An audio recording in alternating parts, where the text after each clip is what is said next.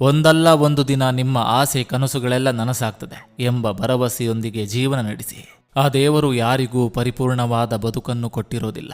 ಒಂದಲ್ಲ ಒಂದು ರೀತಿಯಲ್ಲಿ ಸಮಸ್ಯೆಯನ್ನು ಇಟ್ಟೇ ಇರ್ತಾನೆ. ಆ ಸಮಸ್ಯೆಗಳನ್ನು ಎದುರಿಸಿದಾಗಲೇ ನಮ್ಮ ಜೀವನಕ್ಕೊಂದು ದಾರಿ ಕಂಡುಕೊಳ್ಳಲು ಸಾಧ್ಯ.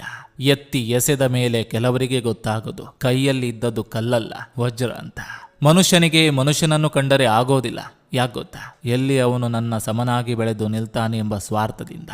ಸಂಬಂಧಗಳ ಸಂತೆಯಲ್ಲಿ ಸತ್ಯ ಹೇಳುವವನೇ ಏಕಾಂಗಿ.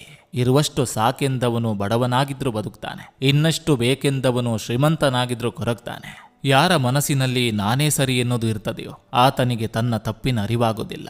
ಬದುಕುವ 3 ದಿನಕ್ಕೆ 100 ನಾಟಕಗಳು. ಯಾವುದು ಯಾರಿಗೆ ಯಾವಾಗ ಸೇರ್ಬೇಕೆಂದು ವಿಧಿಲಿಖಿತವಾಗಿರ್ತದೆಯೋ ಆವಾಗ ತಡವಾದರೂ ಸಹ ಅವರಿಗೆ ಸೇರ್ತದೆ. ಅದು ವ್ಯಕ್ತಿ ಆದರೂ ಸರಿ, ವಸ್ತು ಆದರೂ ಸರಿ. ಯಾಕಂದ್ರೆ ಹೆಣ್ಣು, ಹೊನ್ನು, ಮಣ್ಣು ಈ 3 ಸೇರೋ ಋಣ ಇದ್ರೆ